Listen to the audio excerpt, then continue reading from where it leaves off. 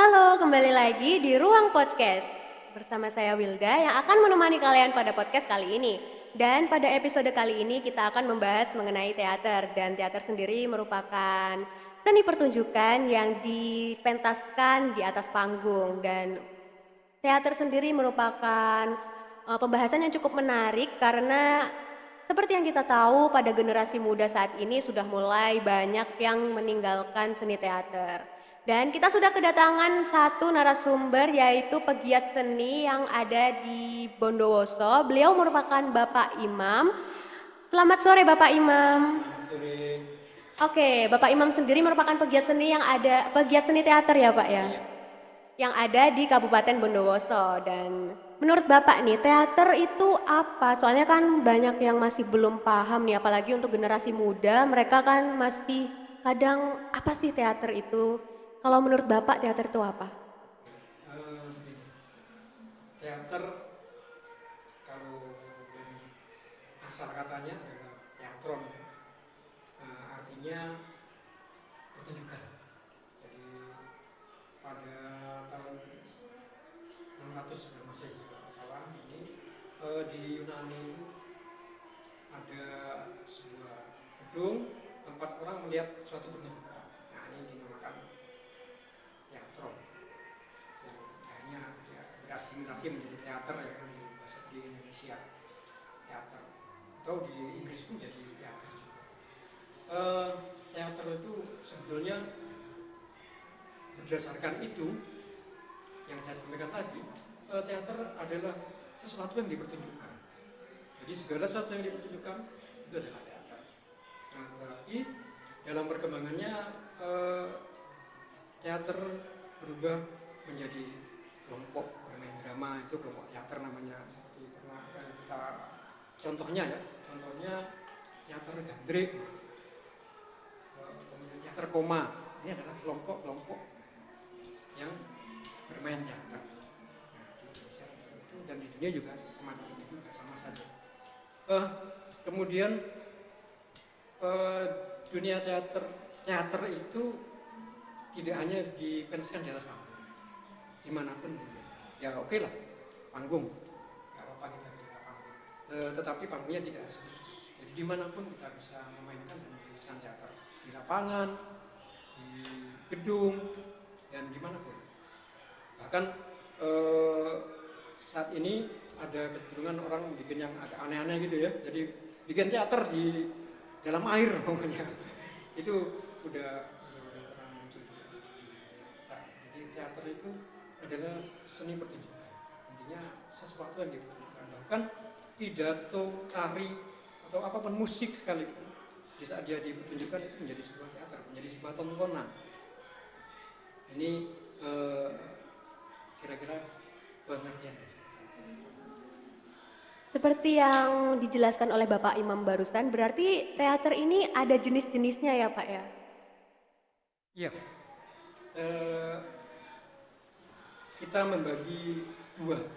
Ya, biasanya kita membagi dua. Teater itu ada jenis teater modern, ada teater tradisional. Nah, nanti di teater modern sendiri ada beberapa genre, beberapa jenis lagi, subjenis lah ya, subspesiesnya teater. Kemudian di seni tradisional juga begitu sama saja. Jadi sementara ini kita membedakannya itu antara teater modern dan teater tradisional. Lalu untuk menurut Bapak Imam sendiri, kenapa sih harus ada teater dan kenapa orang harus nonton teater, Pak? Begini, teater pada mulanya adalah pertunjukan untuk menghibur diri.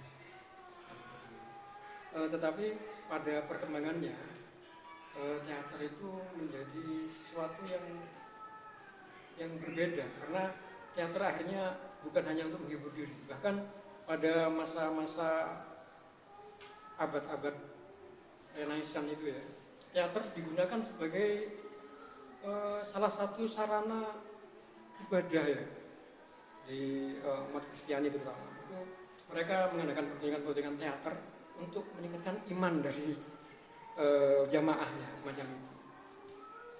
ini itu adalah perkembangan teater di Bali. Kemudian bagaimana dengan yang lainnya yang tidak ada hubungan agama? Teater di sini berfungsi untuk belajar kehidupan. Kita tahu teater itu secara khusus teater yang secara khusus dalam arti teater yang dipertunjukkan di atas panggung, ada pemain, ada naskah dan lain sebagainya, itu mempertunjukkan kehidupan. Jadi ada biasanya dibagi 3 tema, ya. Ada hubungan antara manusia dengan manusia, tema besar nih ya, hubungan manusia dengan manusia, manusia dengan alam, kemudian manusia dengan Tuhan. Nah, jadi 3 hal ini yang menjadi tema utama dalam teater saat ini. Jadi kita melihat teater itu adalah untuk belajar kehidupan. Seperti halnya di kitab-kitab suci itu juga banyak fragmen-fragmen kehidupan orang-orang terdahulu, para nabi dan lain sebagainya. Untuk apa? Untuk contoh, untuk mempelajari hidup yang baik itu seperti ini, yang dicontohkan oleh para nabi umpamanya, semacam itu ya, ada keyakinan yang semacam itu. Nah, disinilah fungsi teater. Jadi teater saat ini bukan hanya sebagai tontonan, tapi juga jadi tuntunan. Pada akhirnya semacam itu. Jadi ada tontonan, ada tuntunan.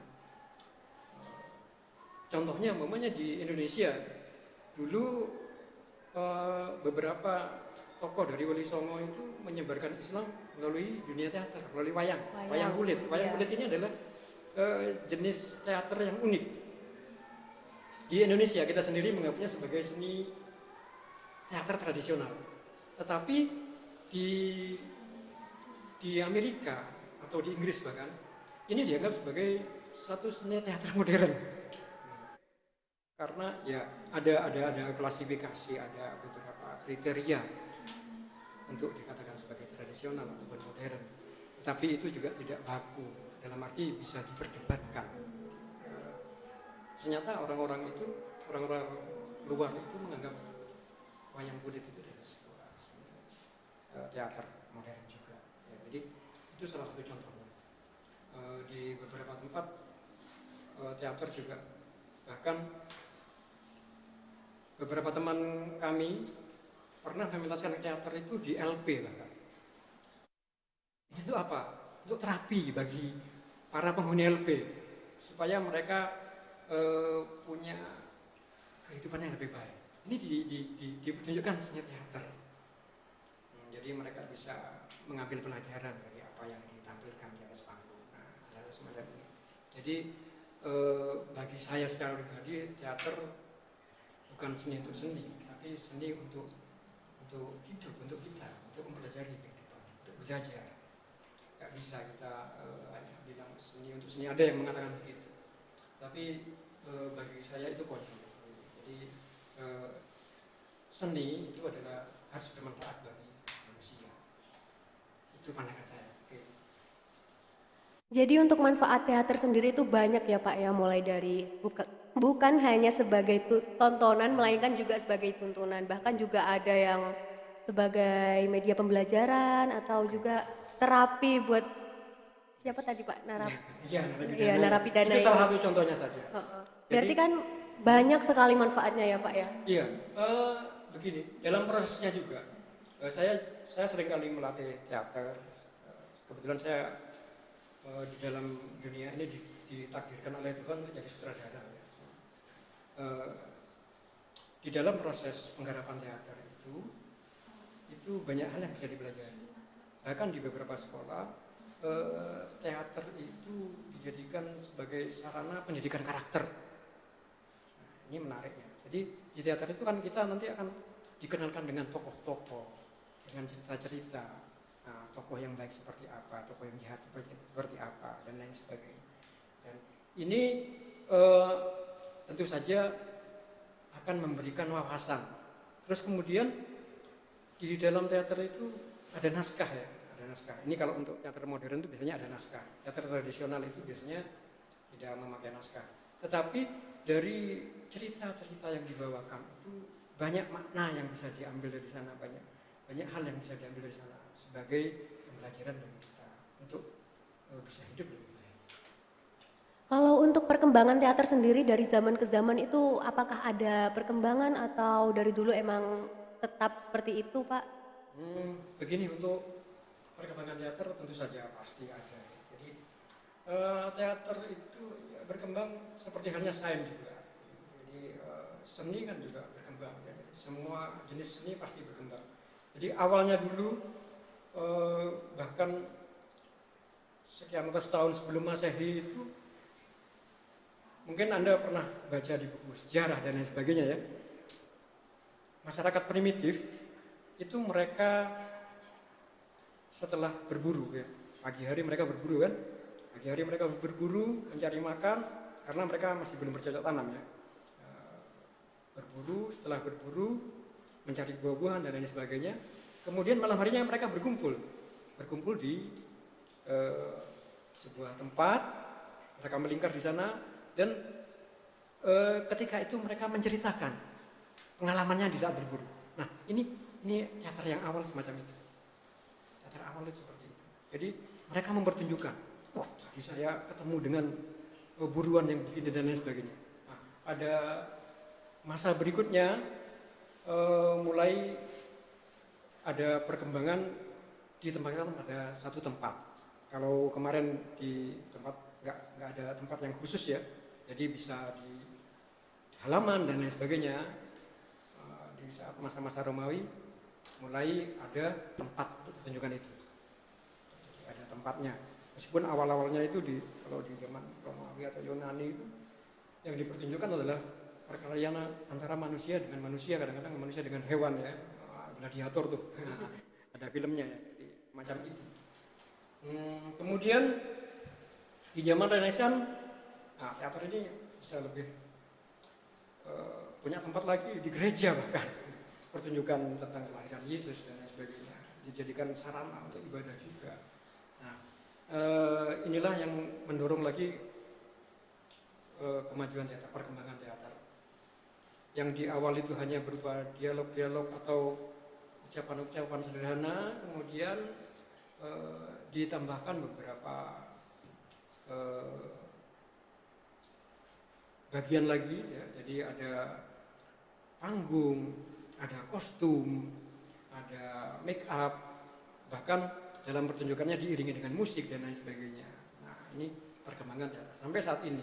Bahkan dalam genrenya pun juga banyak sekali perkembangan. Jadi dari teater yang teater apa istilahnya? Saya agak lupa nih. Teater realis. Jadi teater itu ada teater realis. Teater realis itu ya menceritakan apa adanya kehidupan kita. Menceritakan apa adanya. Tokoh-tokohnya jelas dan pasti, alur ceritanya jelas dan pasti. Tapi kemudian ada lagi teater absurd, teater kontemporer. Nah, ini mulai mengalami perkembangan semacam itu. Ada teater gerak yang tanpa bicara ya. Teater tanpa kata. Nah, itu adalah perkembangan dari teater. Dan pada akhirnya film itu pun juga salah satu perkembangan dari teater sebetulnya. Film itu perkembangan dari teater. Jadi karena dulu nggak bisa direkam, akhirnya bisa direkam, maka teater berubah ke film. Sehingga diharapkan itu akan lebih real kelihatannya gitu daripada dipentaskan di atas panggung dengan kondisi yang sangat terbatas. Kalau film itu akan lebih real. Nah, jadi film itu juga salah satu dari perkembangan dari teater. Berarti drama di TV pun itu termasuk teater ya, Pak? Iya, itu salah satu genre dari teater. Ada namanya drama televisi pada akhirnya, telenovela dan lain sebagainya. Itu adalah bentuk-bentuk teater yang dimainkan di TV dan dimainkan bukan di atas panggung tapi seperti film di tempat yang real dan nyata dan lain sebagainya. Sekarang kita akan membahas tentang pertunjukan teater. Jika kita ingin memasuki dunia teater, apakah ada persyaratan khusus, Pak? Atau harus bisa acting kah atau apa? Jadi kalau di dalam teater itu siapa saja bisa bermain teater. Jadi selama dia, kalau saya agak ekstrim, selama dia masih hidup dan punya anggota tubuh yang bisa dipakai, dia bisa bermain teater. Jadi tidak ada persyaratan khusus sebenarnya. Karena di dalam teater itu pun ada proses belajar sebetulnya. Jadi orang yang tidak tahu teater sama sekali bisa bermain teater, bisa saja dengan latihan. Ini pernah saya perdebatkan dengan beberapa orang seniman ya di Jawa Timur. Pemain teater itu gimana sih? Orang bermain teater itu bagaimana? Apakah dia harus mengalami pendidikan khusus dan lain-lain? Tidak. Siapapun bisa main teater. Bahkan teman saya itu sempat nantang saya, kasih saya 3 orang tukang becak, dalam 3 bulan dia saya jadikan aktor teater, pemain teater. Bisa bermain teater dengan baik. Semacam itu. Jadi nggak ada persyaratan khusus, tapi yang penting adalah keinginan dan semangat yang kuat. Itu saja. Biasanya sebelum pertunjukan teater tuh apa saja yang harus disiapkan, Pak? Tentu saja ada beberapa fase persiapan. Jadi yang pertama adalah pemilihan naskah. Pemilihan naskah. Nah, pemilihan naskah ini bisa dilakukan oleh seorang produser atau seorang sutradara. Kemudian setelah memilih naskah, maka dilakukan pemilihan pemain. Nah, setelah pemilihan pemain kita lakukan bedah naskah. Jadi pemain-pemain, semua orang yang terlibat, penata musik, penata kostum, penata tari, dan lain sebagainya. Karena teater itu adalah seni yang kompleks ya. Jadi ada beberapa cabang seni yang masuk di dalam teater. Jadi ada seni tari, ada seni musik, ada tata rias, kostum dan lain sebagainya. Nah itu di bedah naskahnya dibicarakan. Jadi nanti ceritanya ini begini, temanya begini. Kita mengangkat ini dari sudut pandang yang mana namanya. Jadi dalam satu cerita bisa dilihat dari berbagai macam sudut pandang. Jadi ketika Anda umpamanya mengangkat cerita Malin Kundang, bisa diangkat dari sudut pandang ibu. Nah, bisa diambil dari sudut pandang si Malin Kundang atau istrinya Malin Kundang. Nah, selama ini kan nggak pernah dilihat sudut pandangnya istrinya Malin Kundang seperti apa setelah dia dikutuk jadi batu. Dia menikah lagi apa enggak? Nggak tahu. Nah itu semacam itu. Nah itu kita bicarakan. Nah kita bicarakan, dilakukan pemetaan, dilakukan persiapan-persiapan, kemudian barulah dimulai latihan. Bagi seorang aktor dia menghafalkan naskahnya, memahami karakter tokohnya dan lain sebagainya. Nah, dia mulai latihan itu. Kemudian sutradara juga melatih untuk blockingnya seperti apa, movingnya bagaimana, kemudian pencahayaan dan lain sebagainya. Jadi tugas sutradara itu cukup rumit ya. Meskipun pada akhir-akhir ini juga ada teater yang tanpa sutradara, karena semuanya ikut bermain dan ikut mengatur. Tapi saya nggak terlalu sepakat. Jadi itu tahapannya. Setelah berlatih, kemudian dilakukan gladi. Nah, gladi ini ada 2. Jadi gladi yang pertama untuk melihat sejauh mana persiapan itu sudah layak apa enggak, kemudian adakah sesuatu yang harus diperbaiki namanya. Di sana ada gladi. Ya, orang-orang bilang gladi kotor, saya nggak sepakat dengan kata kotor itu, jadi saya nggak bilang gladi kotor, terus gladi lah, gladi pertama. Gladi pertama. Kemudian setelah itu baru kita setelah gladi yang pertama selesai, kita adakan evaluasi di sana. Baru kita melakukan gladi yang kedua, gladi bersih. Gladi bersihnya. Nah, di gladi bersih ini yang nanti akan dipertunjukkan kepada audiens. Jadi biasanya kalau sutradara itu yang agak diktator ya. Maka apa yang dihasilkan oleh gladi bersih itulah yang harus ditampilkan di atas panggung. Nah, kemudian setelah gladi bersih selesai, baru kita melakukan pementasan. Ya ada banyak hal yang perlu dilakukan sebelum pementasan. Ada publikasi, penjualan tiket dan lain sebagainya. Nah, setelah itu barulah kita adakan pementasan. Setelah pementasan pun masih ada pekerjaan lagi, biasanya dilakukan apresiasi dari pementasan itu. Hasil apakah pementasan itu, kemudian sudahkah dia berhasil mengangkat tema yang mau dibawakan dan lain sebagainya semacam itu. Oke, untuk yang terakhir ini Pak, sesuai dengan kondisi kali ini kan banyak banget generasi muda yang udah nggak kenal teater, mereka lebih suka budaya asing daripada budaya budaya lokal. Jadi harapan kedepannya untuk generasi muda agar mereka lebih mencintai lagi seni, terutama teater itu bagaimana Pak? Begini, teater itu memang saat ini sedang asing, meskipun jadi ada semacam sirkulasi. Jadi awal-awal dulu di tahun 70-an itu teater begitu kuat, akan tahun 60-an itu banyak orang yang ingin belajar teater, tapi lama-lama setelah tahun 70-an mulai agak menurun, meskipun itu pun menghasilkan tokoh-tokoh teater yang luar biasa seperti W.S. Rendra, Putri Wijaya, Arifin Sinur dan lain sebagainya. Begini, teater itu bukan suatu hal yang sulit sebetulnya. Seperti yang saya sampaikan, siapapun bisa main teater.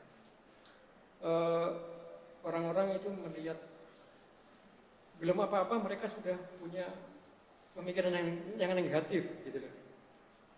Mereka ketakutan dengan bayangan mereka sendiri. Seakan-akan teater itu, wah ini sulit, dan lain sebagainya. Padahal tidak seperti itu. Sebenarnya apa sih yang sulit? Kita dulu masih bayi juga gak bisa makan ya, hanya minum susu. Tapi setelah itu ternyata kita juga bisa belajar makan dan lain sebagainya. Jadi proses di teater juga sama seperti itu. Jadi nggak ada yang nggak bisa kita lakukan selama itu masih